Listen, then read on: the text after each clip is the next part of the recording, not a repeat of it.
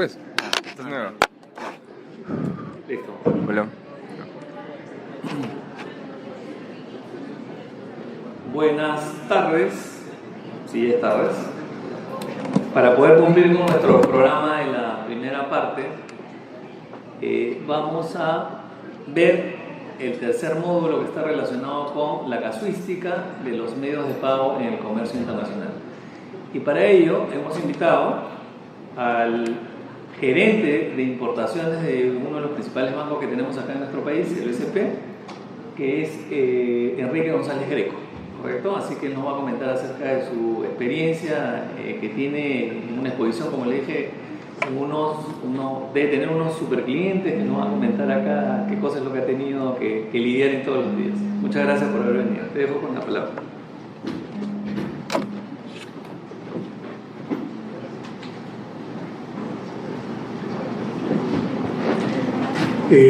Buenas tardes con todos.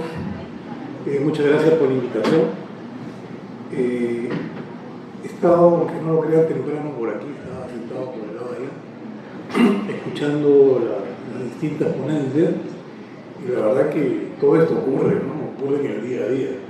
Como comentaba con algunos, pues nosotros en el banco vemos la parte de pago, es decir, cuando ya el exportador recibe su plata, pero a veces no la recibe, no recibe esa plata o le demoran, y nosotros los bancos les exigimos que paguen los financiamientos que les hemos otorgado contra esa exportación que han hecho. Entonces ahí viene el momento pues, más difícil del exportador, ¿no? Que le estén cobrando, que le estemos cobrando intereses moratorios por los financiamientos que no han pagado. Y ahí es donde se dan cuenta de que todo lo que han estado hablando durante esta jornada de los 5P, los contratos, los transportes, se dan en el día a día. Bueno, yo trabajo en el Banco de Crédito, ya tengo 1000 años trabajando ahí, casi 37 años, siempre en Banco de Crédito, siempre en comercio exterior, así que todo esto lo vemos en el día a día y cada vez me obliga a aprender más. Todos los días aprendes algo nuevo y se vienen cosas nuevas en los pagos internacionales también y en los financiamientos. Entonces todavía estamos vigentes y la idea de aceptar la invitación, ¿no?, de la asociación es nutrirme de ustedes y trasladar un poco alguna experiencia que tengo. Para iniciar, vamos a guardar esto. Un momentito, tengo problemas técnicos.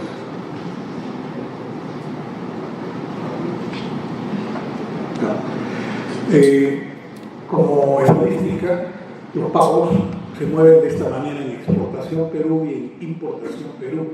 Si ustedes ven en el mundo de la exportación, perdón, me he ido por otro lado.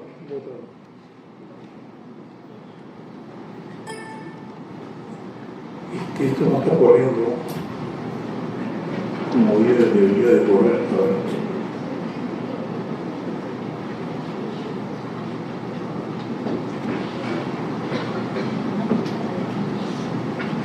Y me he ido por más.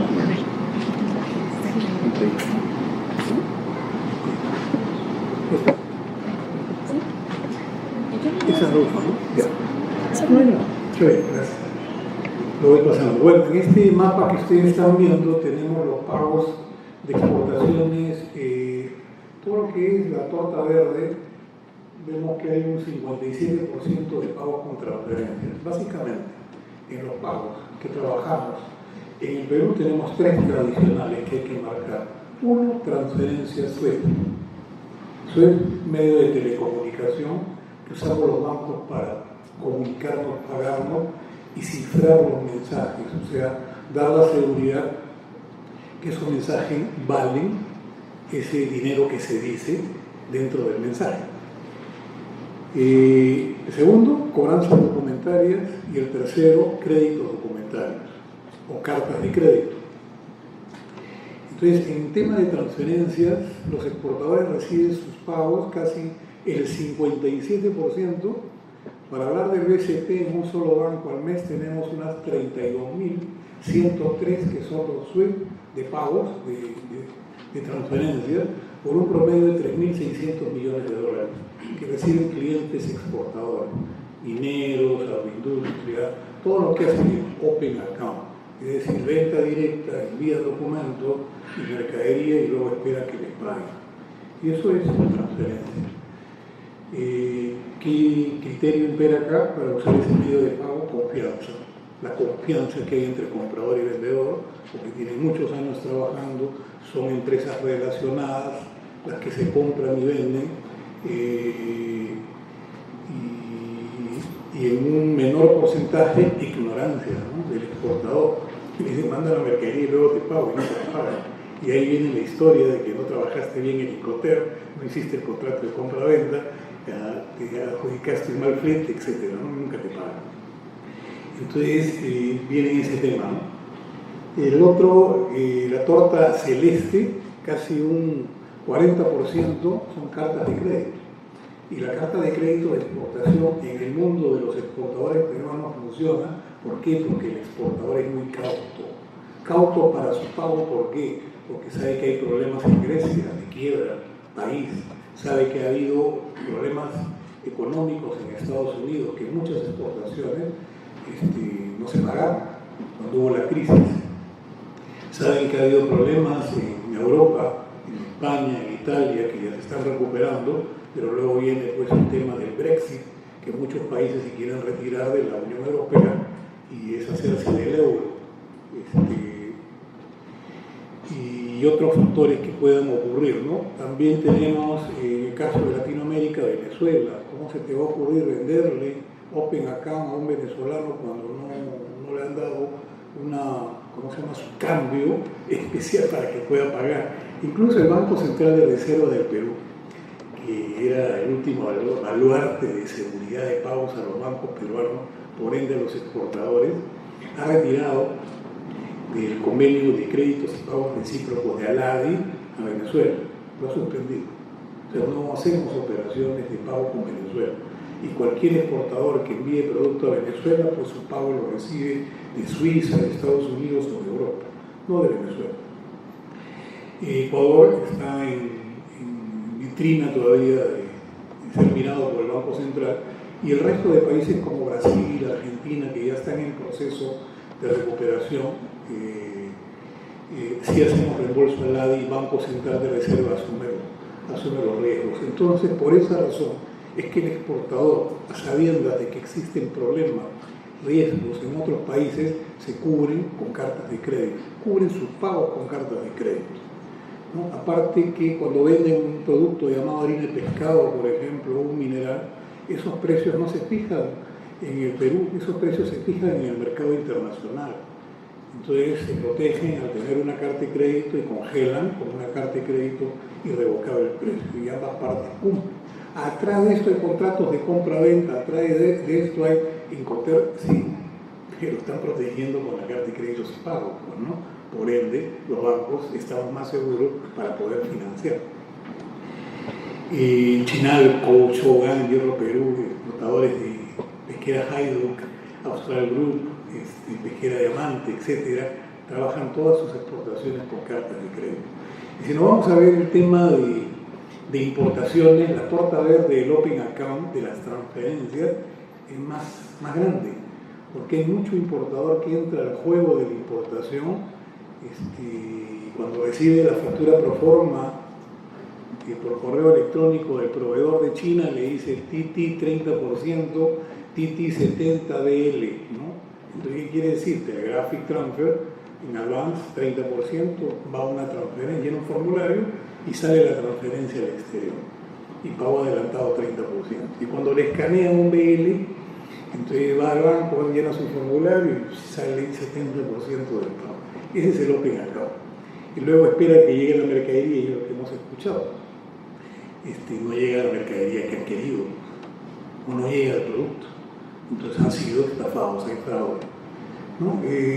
Otro tema, y hablando ya de casuísticas que está ocurriendo en las transferencias enviadas, y dentro de la estadística, antes que me olvide, nosotros como BCP sacamos al mes 103 sacamos un promedio de unas 28.000, 29.000 operaciones, 103 de transferencias por unos 2.800 millones de dólares. Ese es el flujo de dinero en un solo banco. Entonces,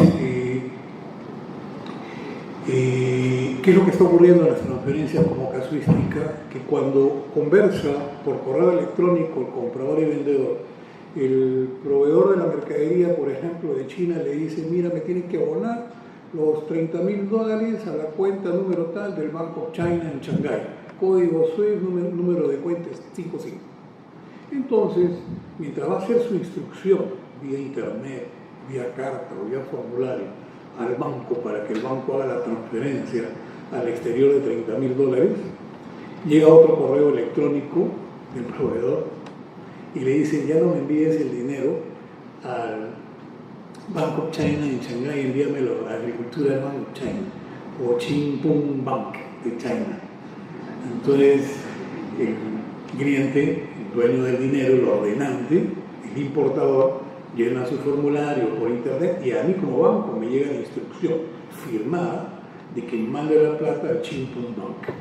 Entonces yo saco el dinero de la cuenta, envío mis 103 SWIFT y le digo a un banco corresponsal, porque no trabajo con ese banco, haz llegar estos $30.000 al Qingpeng Bank. Ok. El Qingpeng Bank recibe la cuenta, pero nunca llega a la mercadería. Entonces los bancos enviamos el SWIFT, copia al cliente, y el cliente se lo envía al proveedor. Y el proveedor de China lo llama y le dice: yo te dije Bank of China, no Qingpeng Bank. ¿Por qué me las envió a ese banco? Y se dan cuenta que han sido estafados. Lo hackearon en el correo electrónico del donante. La operación hackeada más grande que tenemos ahorita como experiencia son $500.000, ¿no? 2 operaciones de $250.000 cada uno. Eso es transferencia. Entonces, en importación. Entonces, ¿por qué? Porque hay cierto desconocimiento, ¿no? Hay desconocimiento de los medios de pago. Ahí deben usar cartas de crédito. Entonces los bancos tenemos un problema, porque en cartas de crédito de importación voy a pagar por cuenta del importador, requiero garantías, pero cuando es una pequeña empresa, por ejemplo, una empresa del mercado central que trae arbolitos de Navidad, y esta empresa que trae los arbolitos de Navidad comienza a traer $2.000, $3.000, $5.000, $10.000 y sigue manejando su capital. Tengo un cliente, por ejemplo, en Ayacucho, que es la zona de golosina. Entonces ellos traían $5.000, $10.000 con su propio capital y llega un momento que cambian de proveedor en Turquía de bombones de chocolate y le dice: lo mínimo que te vendo son 2 contenedores y cada contenedor cuesta $40.000, o sea, $80.000. Y ese es el proveedor, la fábrica de Turquía, a lo mejor. Entonces, ¿qué hacen? Tienen el capital. Entonces, pero no quieren trasladar por transferencia $80.000 porque los pueden quebrar y se han financiado por todos lados. Entonces quieren carta de crédito. Ese chiquitito viene al banco y dice: quiero una carta de crédito, y ningún banco lo va a aceptar porque no tiene líneas de crédito, no tiene garantías para dar, ¿no? Como para nosotros emitir la carta de crédito, y ahí se da cuenta que no tocó o no dejó huella en los bancos. Entonces eso es la informalidad, hay que bancarizarse. Entonces, ¿qué hacemos los bancos? Porque vemos que el crecimiento es grande. Hay importadores pequeñitos que ahora están trayendo llantas, arbolitos, juguetes, los chocolates, X productos, y comienzan a crecer con montos ya de $70.000, $80.000, $200.000, que es el promedio. Tenemos que crear productos especiales para poder atenderlos, porque también los bancos vivimos de las comisiones y de los financiamientos, ¿no? Esos son nuestros principales ingresos por ser intermediadores financieros. Y creamos productos, CDI Express, ponme tu plata acá, la convierto en un certificado, veo la fórmula legal para que no me lo bloqueen, ¿cómo le llaman? Me lo embarguen, porque si lo dejo en la cuenta, de repente me lo embargan. Entonces lo traslado a otra cuenta con contratos especiales y ese certificado me sirve de garantía crediticia, que emito la carta de crédito, pago en el exterior por cuenta de ellos, y es importante que ese cliente, cuando emite una carta de crédito, más chiquitito que sea, la espalda financiera que él está demostrando ante su proveedor de Turquía, de China o donde fuese, es que el BBVA Continental, el Scotiabank, el Interbank, el BANBI o el BCP, bancos sólidos de Perú, están emitiendo una carta de crédito y están pagando por cuenta de él. Paga tu comisión, es más caro, sí. Paga tu comisión, pero te estás haciendo conocido y respetable económicamente con tus proveedores. Para la próxima, ya no te van a pedir pagos adelantados. Vas a llegar a migrar a otro medio de pago que se llama el intermedio, que es la cobranza documentaria, ¿no? Entonces, por ahí se van moviendo los medios de pago y estos son los productos que ofrecen los bancos, ¿no? Los bancos ofrecemos transferencias enviadas al exterior y transferencias recibidas del exterior. Muy sencillo. Cuando tú recibes, solamente da tu código SWIFT de tu banco y tu número de cuenta y el nombre completo de tu empresa. Nada más. Pero va quedándose plata en el camino. Entonces, ¿cómo hago para que me lleguen mis $30.000 y no se quede pues $150 en el banco intermediario? Y por ahí va quedando más platita, o que usen el banco, un solo banco intermediario, no dos bancos intermediarios. Bueno, existen claves en el SWIFT. En el SWIFT y en estos medios de pago existen claves que, por ejemplo, el exportador no sabe, el peruano no sabe, pero el exportador del exterior le exige al importador peruano que las ponga. Entonces, cuando viene un importador y me dice envía plata al exterior, ojo, gastos hour o UR en inglés, es que esos gastos del intermediario los tiene que pagar el importador. Entonces al exportador le llegan sus $30.000. Entonces el exportador peruano, ¿por qué no se copia lo que hacen de bueno exportadores del mundo? Entonces el exportador no solamente que se limite a decir mi cuenta, mi banco, es esto, sino también por si acaso, si me vas a pagar por transferencia SWIFT, quiero que me pongas gastos ahora. Entonces el que envía el dinero de Australia, cuando vaya a triangular por Estados Unidos, donde manejamos las tesorerías, esos gastos hour se le debiten al de Australia y no al peruano. Y a mí como Perú me llegan mis $30.000 y pago 22 que me cobra mi banco peruano. En cobranza documentaria o en cobranzas se manejan las cobranzas documentarias y simples. Simples son cheques. Alguien se fue y pagó con cheque, luego el banquero me lo envía a cobrar. O alguien le pagaron con cheque y viene al banco y le dice, pruébame mi cheque, pero es el VS de Zurich. No hay VS de Zurich acá, tengo que mandarlo físicamente a cobrar. Son cobranzas así. O alguien vendió a Bolivia y le hizo aceptar letras, y para no estar yendo a cobrarlas me las trae acá, las letras aceptadas por el boliviano. Yo se lo envío al BCP Bolivia y le digo, encárgate de cobrar, y cada vez que cobre, me las envía para acá. Allá también existe el protesto, igual que acá, allá es 3 días después del vencimiento, protestan, y acá pues 7 días, ¿no?, después del vencimiento.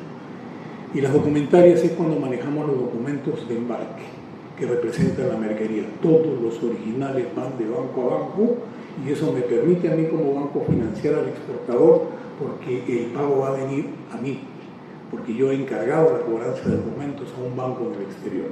En cambio, cuando envían documentos directamente en Open Account el exportador, cabe la posibilidad que desvíe los fondos, que ya no vengan al BCP, que se vayan al BBVA, entonces me quedé colgado con mi financiamiento.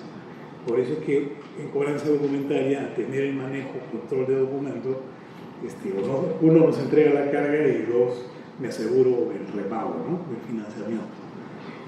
Protesto de letra, ayer estuve en una charla de la Embajada de Brasil, vino una delegación de Paraná y le puse esto a propósito, ¿no? Me he pegado a César, creo que le he enviado la presentación un poco tarde, ¿no? Disculpe. Y le puse esto a propósito. ¿Por qué? Porque ellos son los exportadores. Y le dije, tu ventaja acá en el Perú es que nosotros protestamos la letra, respetamos la ley de títulos y valores. Y si no me pagan y no lo puedo financiar, protesto la letra y lo levantamos a la central de riesgo. Entonces fácilmente ustedes pueden ver en Infocor si ese cliente es bueno o es malo, si tiene letras protestadas o cuentas cerradas. Entonces, y eso es un buen indicador financiero del cliente, que tiene un buen comportamiento crediticio. Entonces permite abaratar costos en los medios de pago, ya no carta de crédito, el otro ya no adelanta y trabajan en cobranza documentaria. Es una buena señal. En cambio, cuando un exportador envía documentos a Brasil con letra y es aceptada y se liberan los documentos por el de mercadería, y le damos instrucción de protesta al Banco Itaú, al Bradesco, al Banco do Brasil, para que protesten la letra en caso de incumplimiento de pago. No la protestan porque protegen a su cliente. No es su estilo, no les interesa la ley de títulos y valores. Entonces tengan cuidado, que los usos y costumbres en los países son distintos, ¿no? El factoring y forfaiting son dos modalidades de financiamiento que se van manejando acá en el Perú y va creciendo, ¿no? El factoring, el descuento de factura de todas las operaciones open account que se hacen. Un exportador vende lentejas a Argentina y viene, ahora que se ha recuperado Argentina, y dice quiero descontarla. Entonces yo como banco hablo con alguien de allá que me avale el riesgo y le descuento la factura. Eso es factoring. Pero cuando hay documentos de embarque, cuando hay letras de por medio en la transacción, también descontamos, y eso lo llamamos ahora como forfaiting. Cartas de crédito es otro medio de pago que ofrecen los bancos, ¿no? Tanto para importación y exportación, y hay la diferencia si es avisado o confirmado, ¿no? Cartas de crédito domésticas, cartas de crédito stand-by o fianzas internacionales, el forfaiting en cartas de crédito, el UPAS, el CIP, son modalidades de financiamiento que nos estamos copiando de Welfare Bank, que nos trabaja este tipo de operaciones y ahora la estamos acriollando acá en el Perú, ¿no? El reembolso al ADI que les he comentado, y en asesoría los bancos también te ofrecen sobre import, sobre export, financiamiento, leasing, financiamiento pre, post embarque, la línea o garantía de CEPIMEX, la línea SECO, que es un crédito suizo ambiental que te premia con devolución del 25% si es que tu máquina demuestra que ha tenido un impacto en el medio ambiente, o sea, no contamina. Y hay empresas que te hacen el estudio acá, ¿no? Y eso no se conoce. Bancoldex tiene su línea, Proex tiene su línea en Brasil, Bancoldex es en Colombia.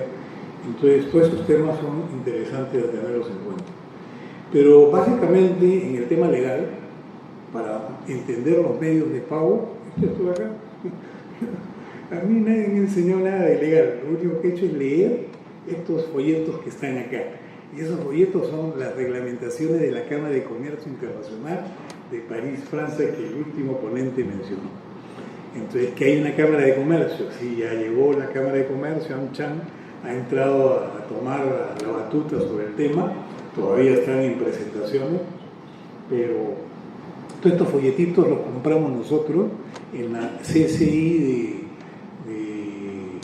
de Barcelona, ¿no? Ahí los compramos, por ejemplo, el último que está por allá, que recién ha salido, que es las reglas uniformes para el forfaiting, cuesta 50 euros, ¿no? La UCP 600 la han bajado, costaba 71 euros y la han bajado a creo 29 euros, porque cada 10 años se hacen revisiones de normas, como va a haber la nueva revisión de los Incoterms para el 2020, ¿no?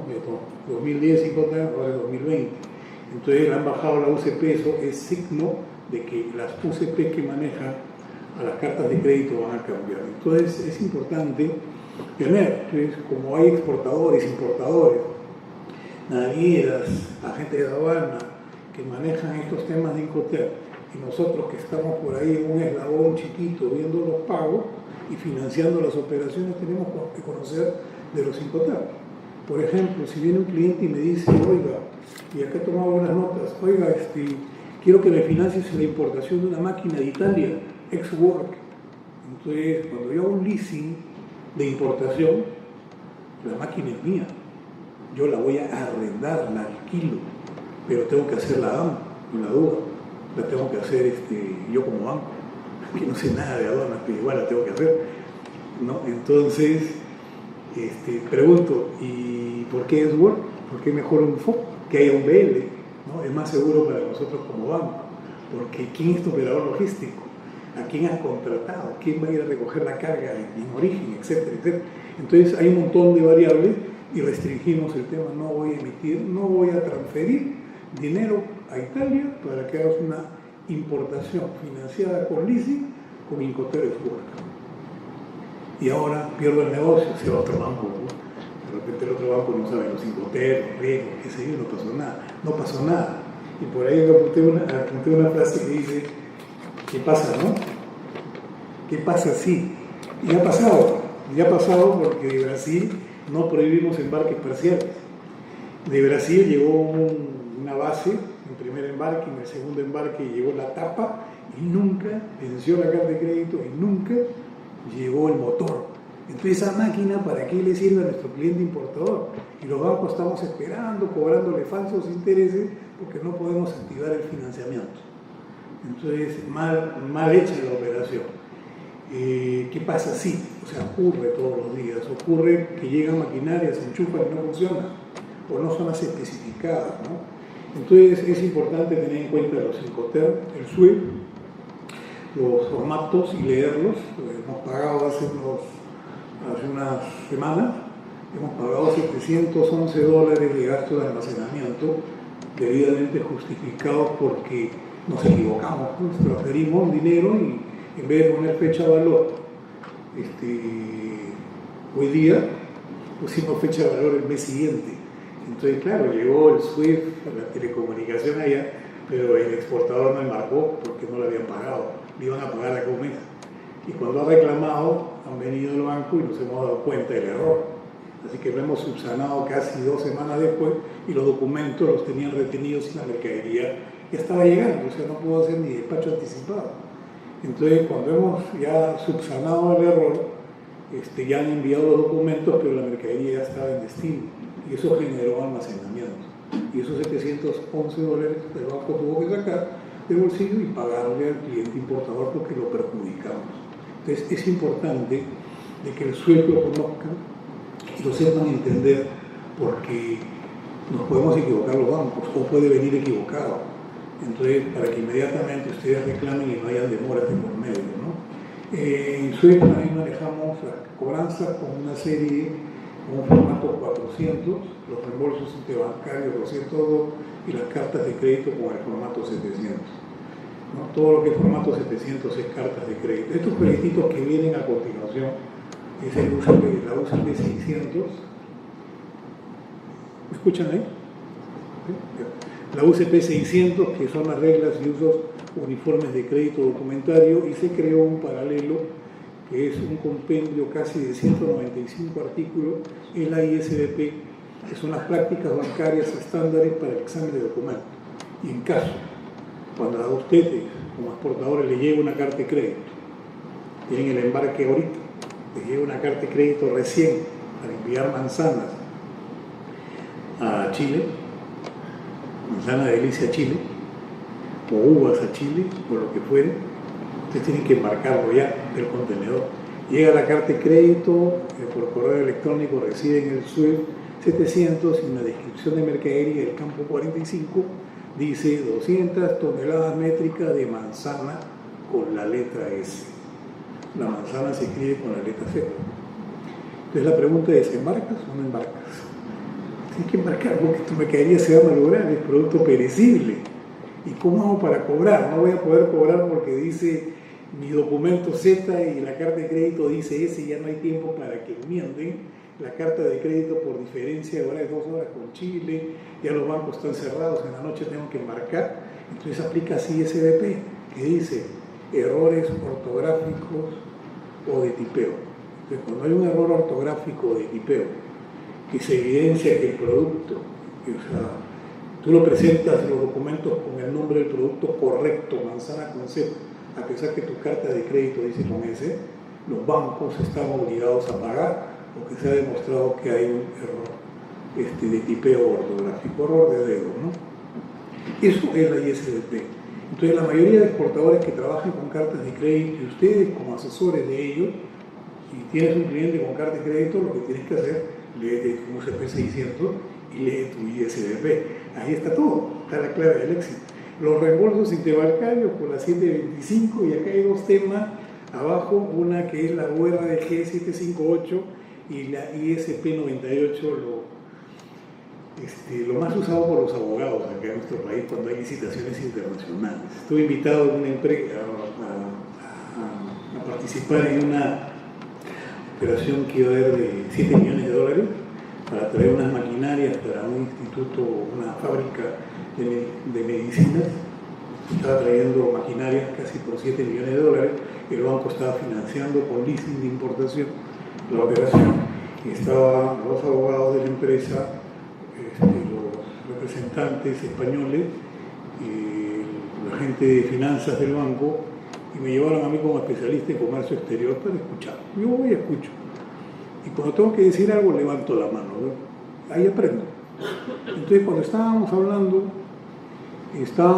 y había ciertos borradores, todos decían que los contratos para esta operación tenían que hacerse con la reglamentación de fianzas internacionales, ISP 98, porque se trataba de una carta de crédito stand-by. ¿Okay? Entonces, y seguían hablando e insistiendo de que se trataba de la norma ISP 98 porque era una carta de crédito stand-by. Entonces, y cuando dentro de la conversación hablaron de que el proveedor estaba en España, entonces ahí es donde levanto la mano y le digo, oiga, ¿y qué bancos van a emitir las cartas de crédito stand-by que dicen, no? Me dicen el Banco Santander y el Banco Bilbao, el Banco Sabadell, dos españoles, o sea, dos por los montos, ¿no? Entonces, si son bancos españoles, no van a emitir el stand-by sujeto a la reglamentación ISBP, porque eso lo usan los bancos de Estados Unidos, Canadá y Latinoamérica, y algo de Hong Kong.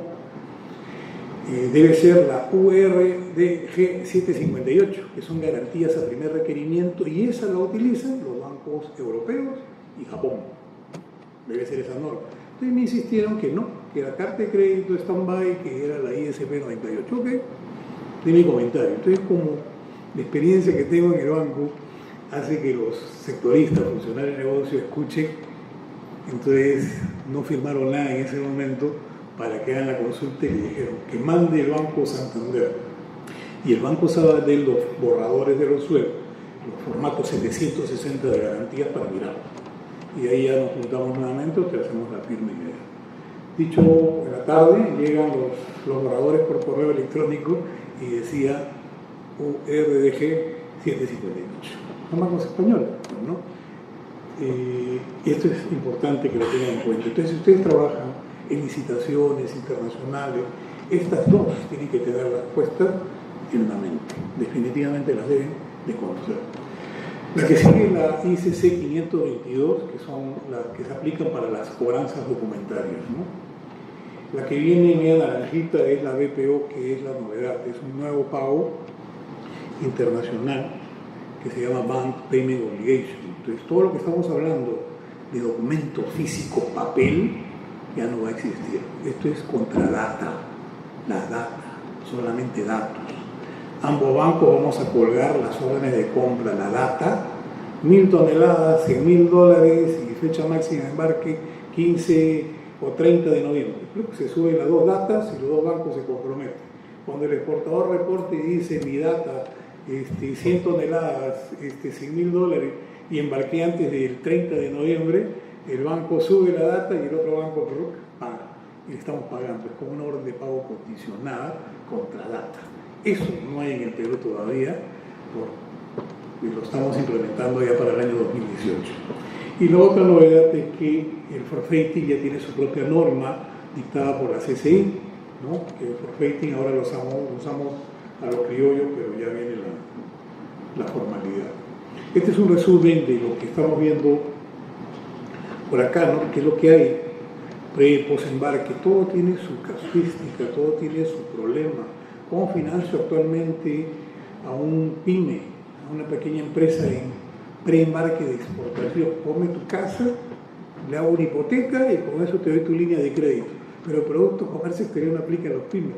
Entonces el gobierno se ve obligado a sacar herramientas de garantía.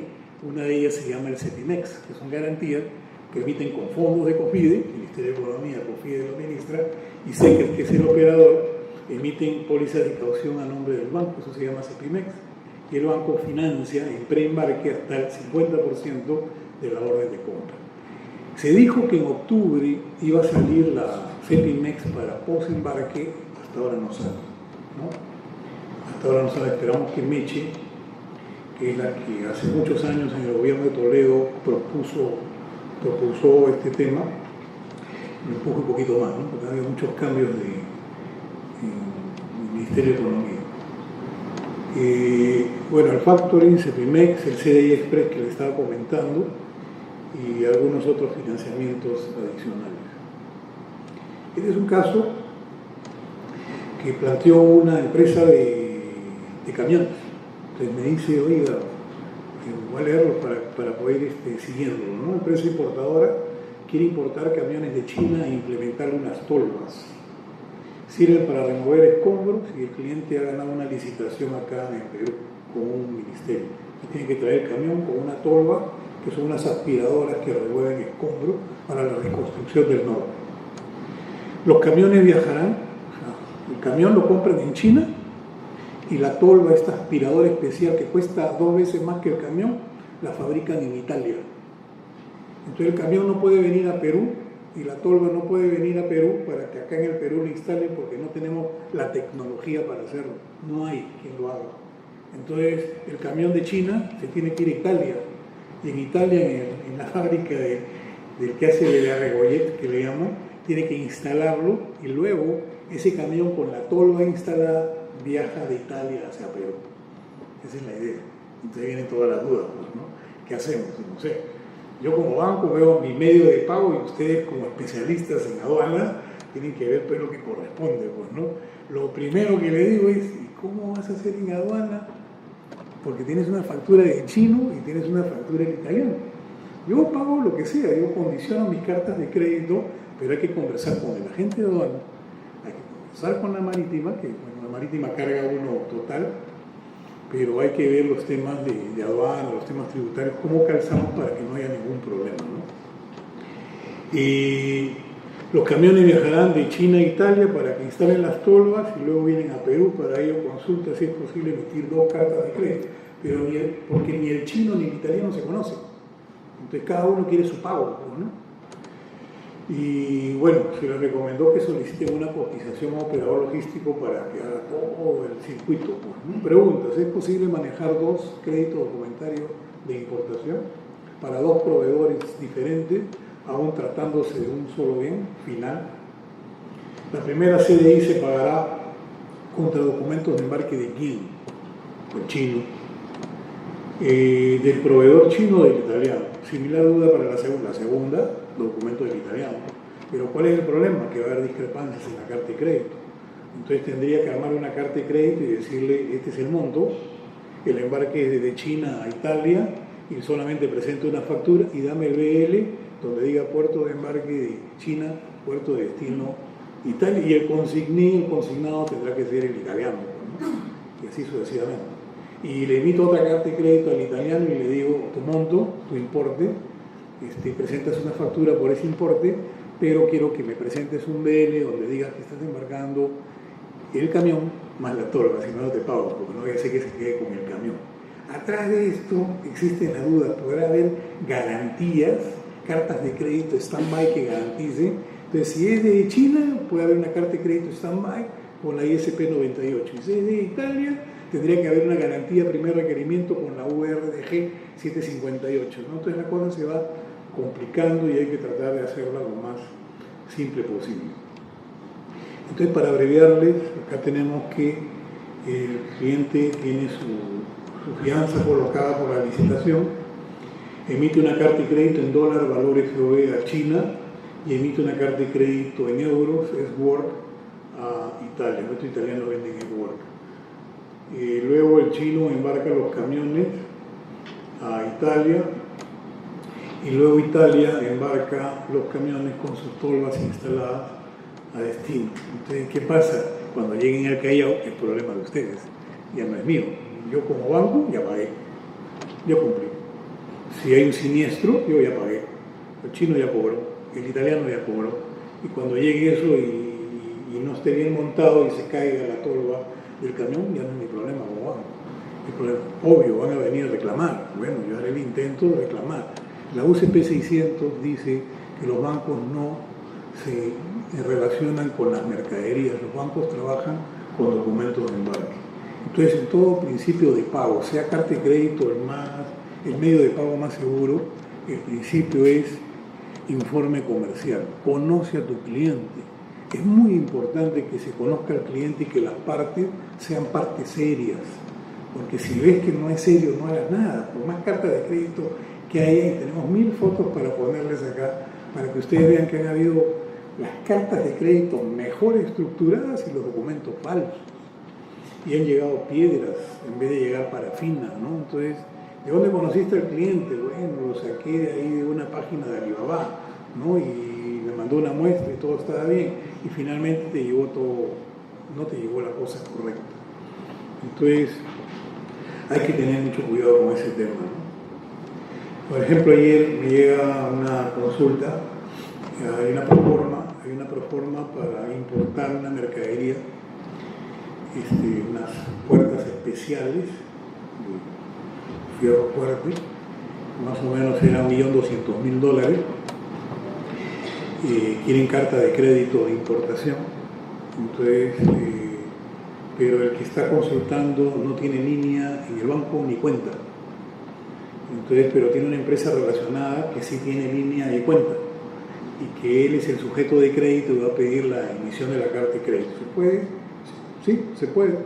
Puede venir el sujeto de crédito y me dice: yo como ordenante autorizo que emitas la carta de crédito y que todos los documentos de embarque vengan a mi empresa relacionada, al otro. ¿Okay? El problema es de que el beneficiario de la carta de crédito tiene una dirección de Perú. Entonces será el representante, no, a él tienes que emitirle la carta de crédito. Y cuando vemos la ruta de los bancos, dice Bank of New York Mellon, y luego sale Skandinaviska Bank X de Nueva York, donde tiene una cuenta ahí. Entonces, cuando ya comenzamos a mirar quién va a ser el usuario final de este producto, vemos que es una entidad del Estado. Entonces, hay una licitación de por medio. Entonces, ahí viene el conoce a tu cliente. El cliente puede tener una línea de crédito, pero ¿quién es el proveedor? Entonces, ¿qué es lo que malicia el banco en medios de pago? Como conoce a tu cliente. Número 1, lavado de dinero. Número 2, lavado de activos. Número 3, financiamiento al terrorismo. Esos son los 3 puntos importantes que nosotros tenemos en mente cuando hacemos pagos internacionales, porque nos revisan demasiado, ¿no? No solamente acá en el Perú, sino en el extranjero nos revisan más todavía. Entonces la imagen del banco, la reputación de los bancos del país no puede verse envuelta en este tipo de negocio. Entonces, antes de continuar, vamos a hacer un filtro con las partes intervinientes. Tiene su razón. Entonces, presenta la factura acá, te hago una carta de crédito doméstica, pero tendrá una razón de tener la empresa allá, de repente subirle algo de precio, tener una ganancia adicional, no sabemos. Puede haber lo otro raro que era que la mercadería viajaba de San Diego, California. Entonces debe haber un productor ahí, ¿no? Debe haber una fábrica que no estaba dentro de los papeles. Otro caso, ¿tenemos tiempo ya? ¿Sí? Sí. Tenemos otro casito de aceite de oliva y la idea es relacionarlo con lo que ustedes hacen, que es aduana. Entonces, por ejemplo, viene una empresa al banco de Tacna y dice: quiero traer una máquina de Italia. Los italianos están vendiendo todo, no venden mucho. Entonces vino un importador de alfalfa, me he acordado. Este importador de alfalfa me dice: oye, estos españoles me están pidiendo que les pague por adelantado. Entonces hablo de meses atrás, ¿ya? Entonces me exigen y no tengo el capital. Entonces yo le estoy diciendo que me venda a plazo. Entonces le digo: ¿qué tal cliente, qué tal persona? Es una buena empresa, seria, se dedica a eso. Entonces, ¿cómo anda la situación económica en España? ¿Cómo anda la situación de esta empresa? Me dijo: bueno, antes no nos proveía de producto y ahora están loquitos para entregarnos el producto. Claro, que no le venden a nadie, no tienen compradores. Entonces han encontrado a su comprador acá en Perú. Sácale ventaja, que te escaneen, te pidan informes comerciales, vas a ver que estás en buena posición y sácale ventaja. No pago adelantado, no carta de crédito, pide que te envíen y te den letras, y te envíen en cobranza. Y como tú tienes una buena posición, que hagan forfaiting, porque sus bancos en España aplican a un seguro, en Alemania se llama Hermes, el CESE, que es en Italia y en España, donde ellos se aseguran, piden informe comercial del peruano y del banco interviniente y les hacen el seguro de ¿cómo se llama?, de incumplimiento de pago. Y con eso lo descuentan y este va a tener pues tiempo para pagar. Entonces hay que sacar esas ventajas que existen. Por ahí, volviendo a nuestro tema del tacneño, quiere traer esta máquina de Tacna, le ofrecimos un leasing de importación, le pareció muy buena alternativa financiera. Sword, 200.000 euros le cuesta. Le dijimos no pague por SWIFT porque es un Sword, por transferencia. Mejor hace una carta de crédito, son los costos, los podemos incluir en el financiamiento. No lo conocía muy bien al italiano y era una gran inversión de 200.000 euros para esta empresa no tan grande, ¿no? También esta empresa, su producción, o la mayor producción que iba a tener, era para cumplir con algunos pedidos con Brasil. ¿Qué está pasando en Brasil? Hay un tipo de cambio, hay un problema que tienen ahí de control de cambio. Todo es en reales y el tipo de cambio, ¿no?, anda como pelota y ping-pong. Entonces el brasilero no sabe cuando recibe un pago si es que lo cambia real o lo detiene todavía para que suba y luego cambiarlo. Entonces hay esa situación en el exportador italiano. Y aparte que no protestan las letras y quiere pagarle a 120 días con letras. Pues entonces se le explicó, dijo, mejor carta de crédito. Protégete con una carta de crédito, reembolsala y dale sus 120 días de pago, yo te hago forfaiting, te compro tu documento si no hay discrepancia, no te preocupes. ¿Okay? Paso seguido. Otro gran porcentaje de su producción, más o menos entre 10 toneladas de aceite de oliva, se lo vende a una empresa en Pisco, que es su principal cliente.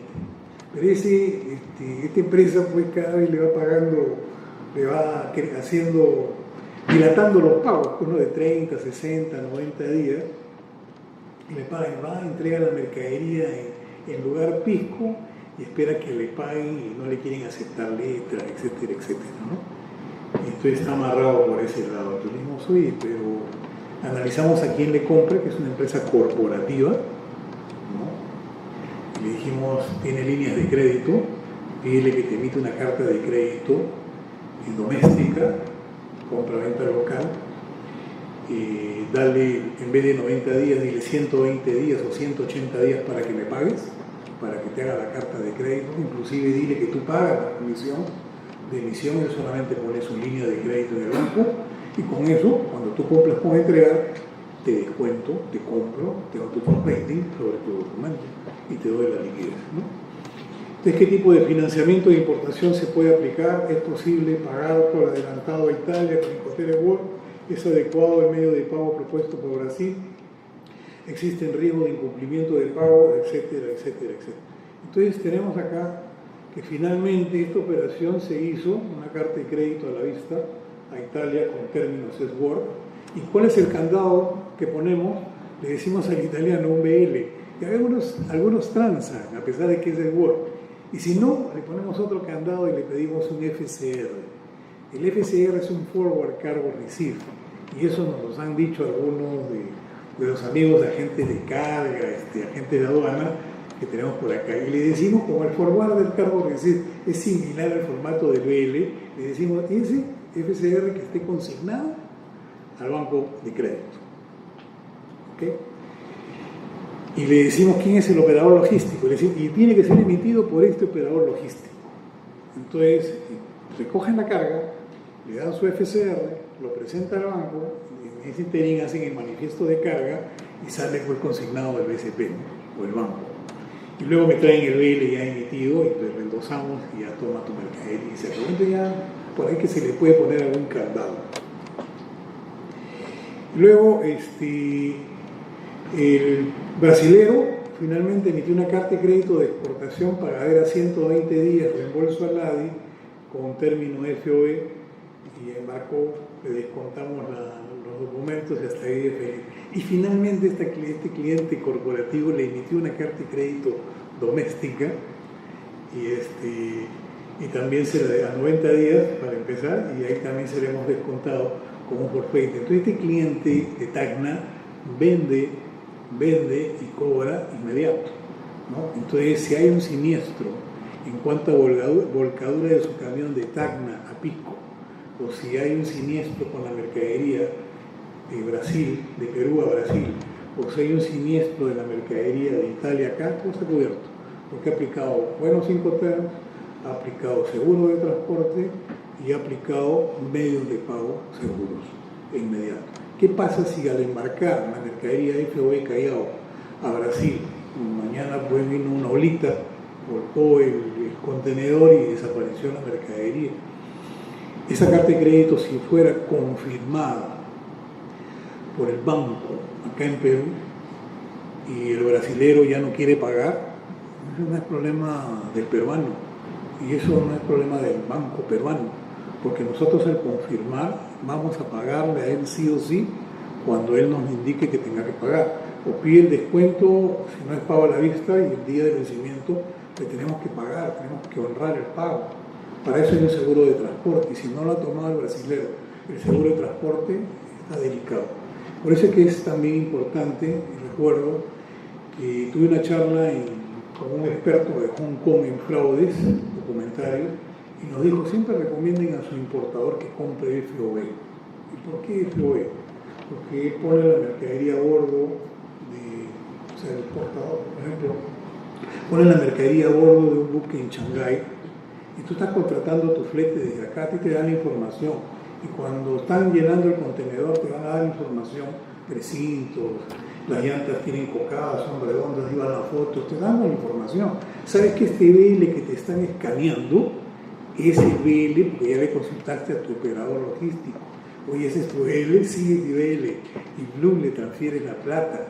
Porque hay operaciones chicas, pues hay clientes que vienen pues con $3,000, $5,000 y dicen, no puedo manejar la carta de crédito. Entonces, no puedo manejar los gastos de la carta de crédito. ¿Cómo hago? Entonces, bueno, compra FOB, contrata tu flete acá y tu seguro de transporte. Y asegura de almacén a almacén. Y si aseguras de almacén a almacén, cuando sea tu almacén, di dónde queda tu almacén, que también lo he escuchado. Porque ocurrió un caso CIF de Bolivia, que llevó maní en un contenedor, pasa del terminal al almacén temporal, y luego del almacén temporal, cuando sale, le robaron la carga en la avenida Argentina. Entonces no quería pagar el peruano y el boliviano estaba reclamando. Entonces, cuando ya llegó al banco, fueron documentos en cobranza, llegó el lío al banco, nosotros analizamos el tema, hablo con el broker, Macroconsult, me acuerdo, y me dice, Enrique, lo que pasa es que el almacén, de almacén a almacén, el temporal es un almacén privado, y ahí es donde ha terminado el circuito, el riesgo del almacén. Cuando la ha sacado y la han robado en la avenida Argentina, ya no tenía seguro. Entonces indiquen, entonces eso lo aprendimos. Todas las operaciones de leasing ahora ponemos el almacén en, ¿cómo se llama? Guacho, tal dirección, hasta allá tiene que estar asegurada la carga, ¿no? Y el exportador que embarca FOB, porque así se lo van a pedir, que contrate doble seguro, porque si este bandido no contrata seguro, tu carga se pierde, y si no tienes carta de crédito confirmada que tu banco te pague, te asegure el pago, perdiste el pago y perdiste tu carga. Entonces, asegura, es barato, no es muy caro, ahora les van a contar seguramente. Esta es una operación con línea seco-ambiental, desde un molino de arroz así medio antiguito, pasa a un molino moderno, tuvo una retribución, y este es un horno pues, que generaba demasiado humo, CO2, y cambia pues, a un horno pues, más eficiente, menos contaminante, y también tuvo un premio de devolución, ¿no? Bueno, esto es lo que se viene, la BPO, es un nuevo pago internacional de los Incoterms 2020, como bien lo han dicho. Otro pago nuevo que es el GPI, Global Payment Innovation, y algo que estamos trabajando en la aduana, somos una mesa de trabajo, la Asociación de Banco, para agilizar, y se nos han presentado dos temas. Uno, que los pagos electrónicos de las TAM los cerramos a las 7 de la noche, entonces un empresario no puede pagar en la noche, pues está cerrado los sistemas del banco. Y dos, el otro tema es el endoso de los documentos, porque si yo figuro como apoderado en la página nacional, pero tengo un montón de funcionarios a nivel nacional que tienen poder para firmar como banco, pero no están en la página nacional, porque no podemos poner a todos. Entonces eso lo objetan, cuando endosamos el documento, lo objetan las agencias de aduana o las marítimas y no se devuelven el tema. El otro asunto es que ha salido en aduanas, creo, ¿cómo se llama? El endoso electrónico, ¿sí? Algo así. Entonces eso, las navieras creo que no quieren aceptarlo todavía, entonces para nosotros es importantísimo. Y hay un paso ya adicional que los guardan, no se endosan físicamente, se endosan electrónicamente, entre la almacenera y los bancos. Entonces el mismo esquema lo tenemos que usar con las navieras. Todavía falta seguir reuniéndonos con este tema. Y para finalizar, antes que acá nuestro amigo me siga pasando los papelitos, quiero ponerles un video, ¿sí? Que lo que se viene, el GPI es un pago de punta a punta en 3 minutos. Con eso ya se desaparece el MoneyGram, el DHL, ¿cómo se llaman los otros? Los fintech que están llegando, porque la empresa SWIFT está creando un pago nuevo y lo tenemos ya en piloto en Latinoamérica, el Banco Itaú en Brasil y el BCP en Perú y otros bancos en Asia, en Estados Unidos. Entonces son alrededor de 17 bancos en el mundo que estamos trabajando pagos ficticios para que esto venga de Finlandia, no por Nueva York a Perú, sino de Finlandia a Perú en 3 minutos. Y ese gasto de intermediación, ya no lo veo. Así que voy a ponerles el video cómo va a ser el nuevo pago. A ver, está por acá. Y con esto termino. ¿Tiene volumen? So I think we've reached a very successful conclusion. Yes. Congratulations. Thank you. Thank you. So it's my understanding you're flying out this evening? Yes. Thank you.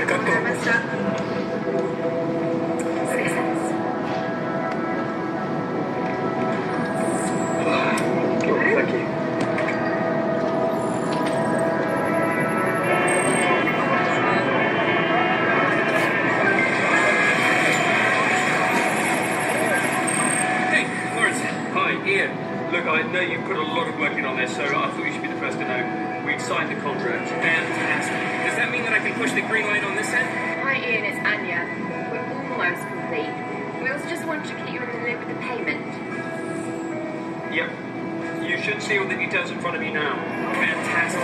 Time is of the essence. The deadline for our first shipment goes out this afternoon. We've also just sent Mr. Tanaka the payment request, which is everything he needs. Yeah. Looks like he's got it.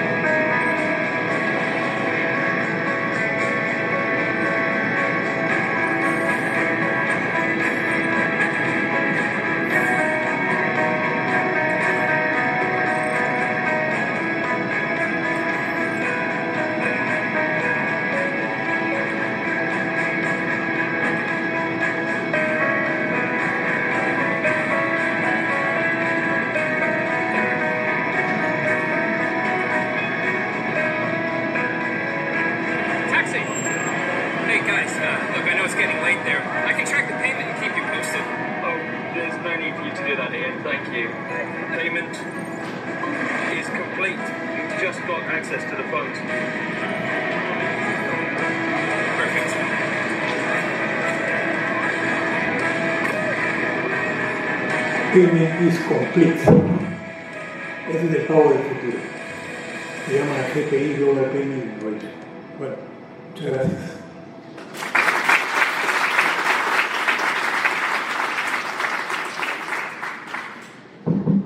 Muchas gracias. Bueno, para finalizar esta parte de nuestra jornada, les presento a Miguel Silva Núñez, el gerente del estudio GAP de Rizo Segarra, que nos va a hacer unos comentarios también desde el punto de vista de su experiencia.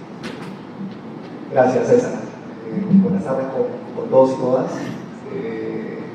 Agradecer la invitación de la TASI para comentar la ponencia, participar en este evento y comentar la ponencia de Enrique, que pienso ha sido muy ilustrativa, no solo por la actualidad de la intervención de las entidades bancarias y financieras actualmente en el marco del comercio exterior, sino de cara a lo que viene, ¿no? Tienen cosas aparentemente importantes y bueno, creo que Enrique es bastante modesto diciendo que son el eslabón pequeño del circuito.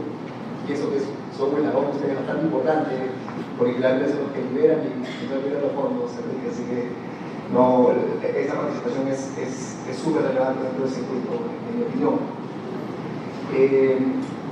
Cuando hablamos, o tratando un poco recogiendo lo que expuso Enrique, intentando trasladarlo en el ámbito aduanero, cuando vemos el programa, al menos a mí, y creo que a muchos de ustedes, me saltaron varios temas. A mí particularmente me saltaron dos, que son los que quiero comentar, quiero conversar con ustedes ahora.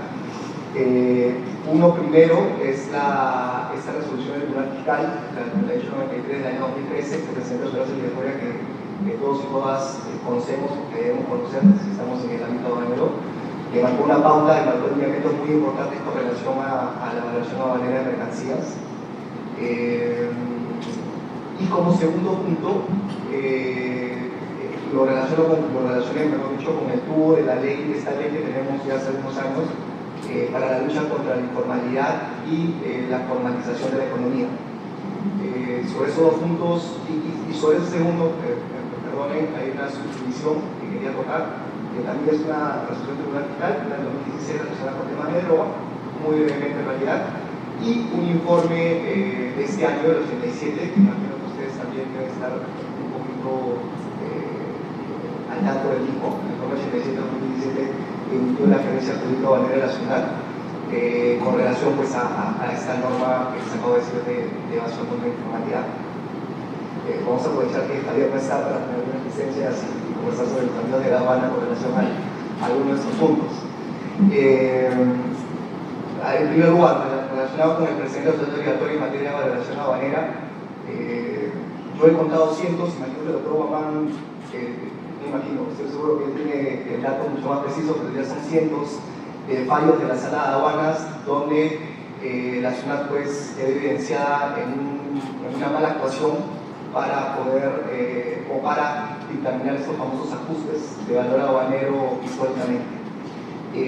Tanto en la aplicación del primer método como en la aplicación de los subsiguientes, cuando no era respetado a juicio de la aduana el valor de transacción generado por las partes en un contrato de compra-venta internacional. Puntualmente son muchos criterios que fueron recogidos en este presente obligatoria, pero específicamente si lo aterrizamos en los registros o la documentación financiera, existe un criterio muy marcado con relación a este punto, y lo que hizo la sala fue dividirlo en dos ámbitos, en dos escenarios. Uno en el marco del control ordinario en virtud de la potestad aduanera nacional, durante un proceso de control de despacho aduanero, y uno segundo ya en una acción ex post de digitalización posterior en el marco de una norma razonable que todos conocemos.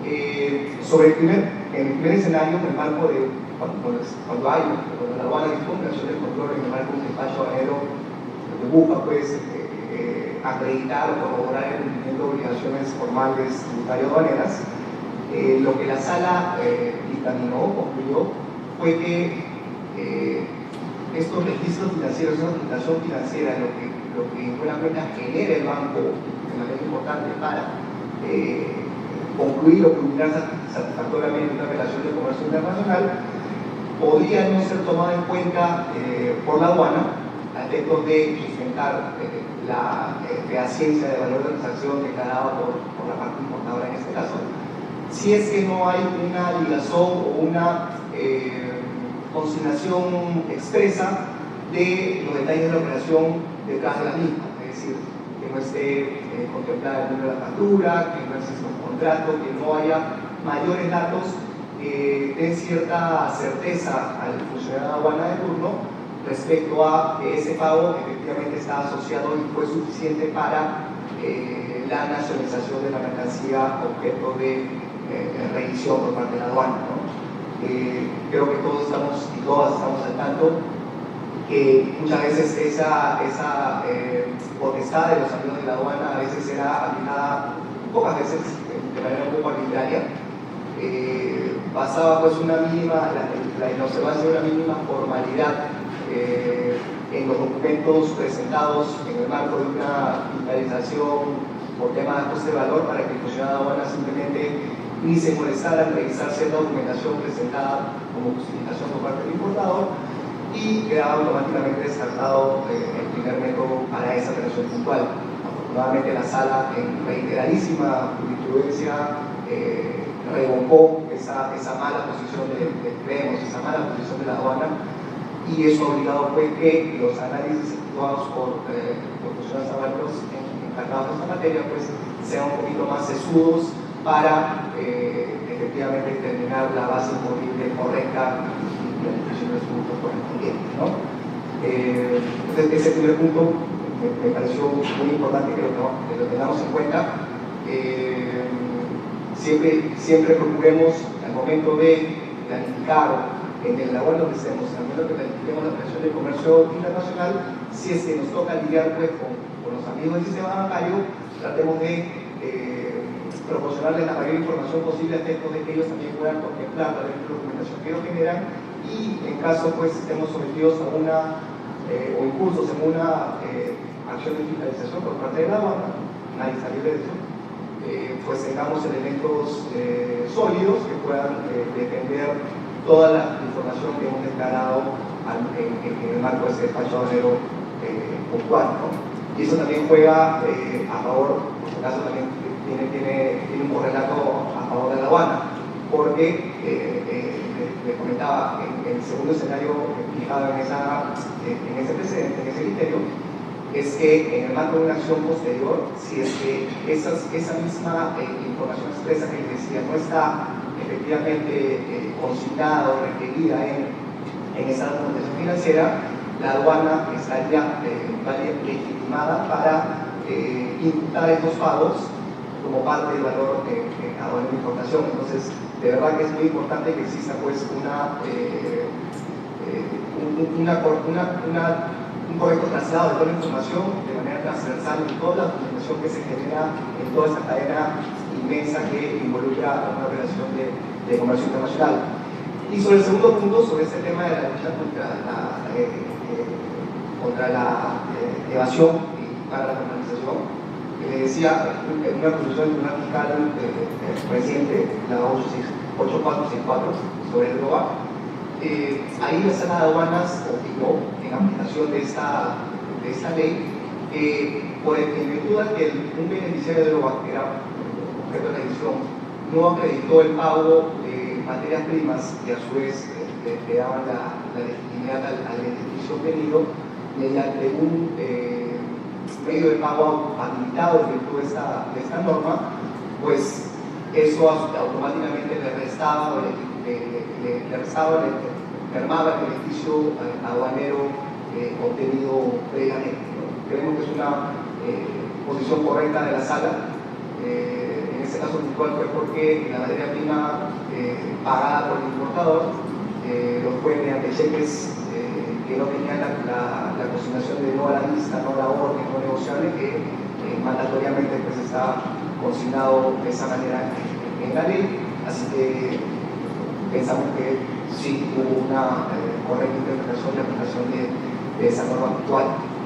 Y finalmente, le decía, comentaba acerca de este informe 87 de 2017, emitido por la Universidad de Habanera, en el cual también, haciendo referencia a esta norma,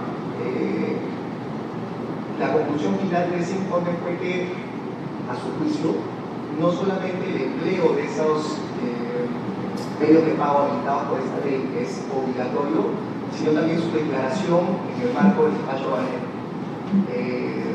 Creemos que puntualmente por este lado existe un exceso en la competencia funcional, el criterio este que ha acosado la gerencia jurídica aduanera, porque la ley es muy clara en decir que la obligación hacia los administrados es por el empleo la utilización del medio de pago. Sin embargo, la SUNAT da un paso más allá, un paso innovador, diciendo que no solamente la utilización sea acreditada, sino también su declaración. Es decir, si yo no declaré previamente cuál fue el medio de pago que yo utilicé en nuestra declaración de importación, pues ello podría generar que los administrados sean beneficiarios de LOA o también con pacto tributario, pues también prefiero el pacto tributario, no, porque ello perjudicaría su facultad para poder reducir como costo gasto este pago que se hace. Entonces, pensamos que el criterio, la conclusión esbozada por la gerencia en este informe no es correcta, creemos que debe ser enmendada porque está excediendo el ámbito o la literalidad de esta ley contra la evasión y contra la sanción. Eso es todo lo que quiero opinar.